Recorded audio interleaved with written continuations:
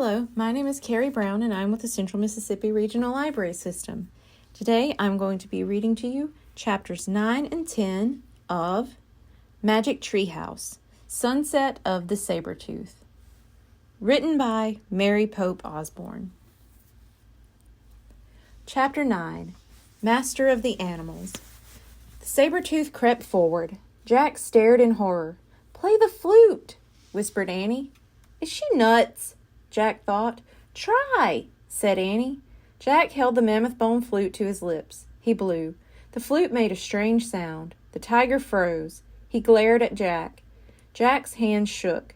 The tiger growled. He took another step. The mammoth roared and stomped the ground. "Play it," said Annie. "Keep playing." Jack blew again. The saber-tooth froze again. Jack kept blowing until he ran out of breath. The tiger snarled. "He's still here," whispered Annie. "Keep it up." Jack closed his eyes. He took a deep breath, then he blew as hard and as long as he could. He covered and uncovered the holes on the bone. The music sounded strange, as if it were coming from another world. "He's leaving," Annie whispered. Jack raised his eyes. The saber-tooth was slinking off toward the cliffs. "We did it," said Annie. Jack lowered the flute. He felt very tired. The mammoth waved her trunk happily. "To the treehouse, Lulu," said Annie.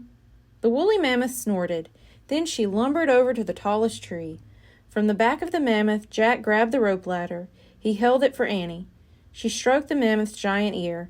"Bye, Lulu. Thank you," she said. Annie grabbed the rope ladder. Then she started up. Peanut climbed up too. After they disappeared into the treehouse, Jack climbed onto the ladder. He looked back at the woolly mammoth. "Bye, girl," he said. "Go home now, and watch out for the saber-tooth." The mammoth walked away into the sunset. When Jack couldn't see her anymore, he started up the rope ladder. He pulled himself into the treehouse. "Ta-da!" said Annie. She handed the Pennsylvania book to Jack. Jack smiled. Now he was positive they had found the third M thing. Their mission was complete. "Before we leave, we have to give our coats back," said Annie. "Oh, right," said Jack. They took off their reindeer skin coats and dropped them to the ground. "Brr," said Annie. "I hope the Cro-Magnon people find them." Jack stared out the window. He wanted to take one last look at the prehistoric world. The sun was setting behind the hills. 4 people were crossing the snowy plain. It was the Cro-Magnon family. "Hey!" shouted Annie. "Shh!" said Jack. The Cro-Magnons stopped and peered in Annie and Jack's direction. "We left your reindeer skins! Down there!" Annie pointed to the ground. The tallest person stepped forward and raised a spear. "Time to go," said Jack.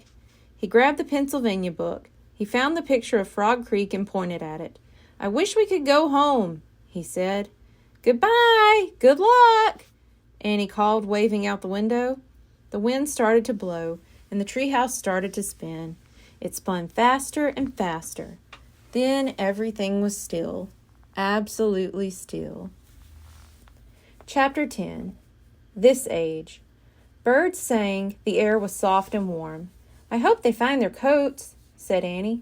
"Me too," said Jack. He pushed his glasses into place. Squeak! "Hey, you! How did you find the sorcerer?" Annie asked Peanut. Squeak! "It's a secret, huh?" said Annie. She turned to Jack. "Where's the flute?" He held up the mammoth bone, then he placed it on the M carved into the floor. Next to the mango from the rainforest, next to the moonstone from the time of ninjas. "Moonstone, mango, mammoth bone," Annie said. "We need just one more M thing, then Morgan will be free from her spell." "Tomorrow," said Jack. Annie patted Peanut on the head. "Bye, you," she said. She started down the rope ladder. Jack gathered his things. He paused and glanced at the mouse. She stared at him with big brown eyes. "Thanks again for helping us," he said. Then he climbed down the rope ladder and jumped onto the ground. Jack and Annie ran through the Frog Creek woods onto their street. Their neighborhood looked rosy in the sunset. "It's great to be back in this age," Jack thought. "Warm and safe and almost home." "I'm glad we don't have to go hunting for dinner," he said. "Yeah, Mom and Dad already did that," said Annie, "at the supermarket." "I hope they trapped some spaghetti and meatballs," said Jack. "I hope they trapped a pizza," said Annie. Hurry, I'm starving, said Jack. They ran up their sidewalk and through their front door. We're home, shouted Annie. What's for dinner? Shouted Jack. The end. Thank you. Goodbye.